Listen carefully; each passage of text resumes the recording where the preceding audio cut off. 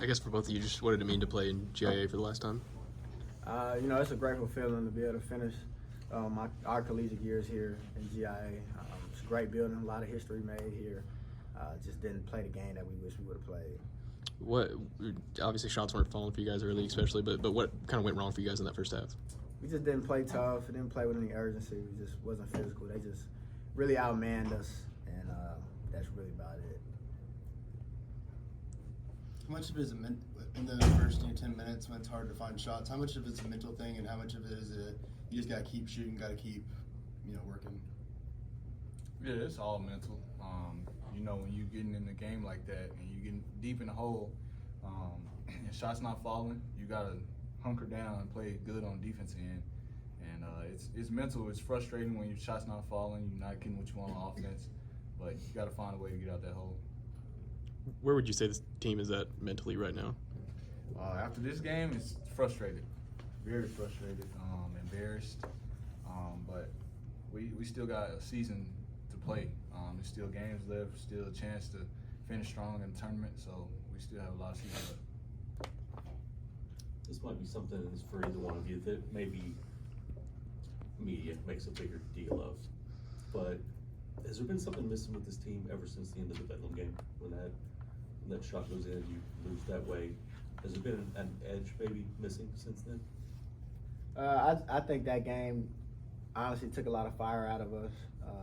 Not that when we lost, we were like, to hell with the rest of the season. It wasn't nothing like that, but we was 2-game win streak. We had been trying to get some momentum all season, and then we finally get it, and then just to lose in the Bedlam game at the last second shot is just, it was a dagger for us. But we still, the game after that. Who did we play after that? What was the game after that? UCF. Yeah, we like at home against UCF. We came out strong. We had our momentum back. It just didn't finish. It's just a toughness edge that we missing. That's been our story all year. Is that something y'all can get back? I think we can. Nothing is impossible. We've seen it done before. Teams go in their tournament with a different mindset, and we're able to execute the impossible. So we still got life as long as everybody on the team still believes. We can do anything. John, how do you feel like you've grown as a person since you first got to Stillwater? Honestly, I think I've grown a lot as a man. Obviously losing my stepfather, who was a big part of my life this year, my last year of college, took a big toll on me. But I think it helped build my character and to understand that, these moments that you get are precious, and everybody you impact means something. And just to see how his death affected a lot of people, even in Stillwater, just told what type of person he was, and it makes me want to be that type of guy in every surrounding I'm in. So I think I've grown a lot as a man here. I've met a lot of great people, been able to try to influence a lot of young guys. So I think this was a big step in my journey for basketball and even in just life in general. Jarius, you guys got curtain calls, and Mike pulls you guys out one by one. What kind of did he tell you in that moment whenever you get off the floor? He just told us he appreciates us, he loves us, wish he could have did more for us, and it's just great for a coach to do that at the end of the game, just take you out, have the fans give you a standing ovation. Yes, we're grateful for that. What about Mike and his coaching staff kind of got you to come here this year? What was that again? What about Mike and his coaching staff kind of recruited you to? Why did you choose to come here this year? The type of people they are.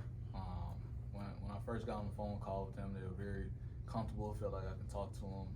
They're understanding. They're players coach, so they allow you to grow, allow you to play freely out there, and that's what attracted me. How does that compare? You talk about player coaches.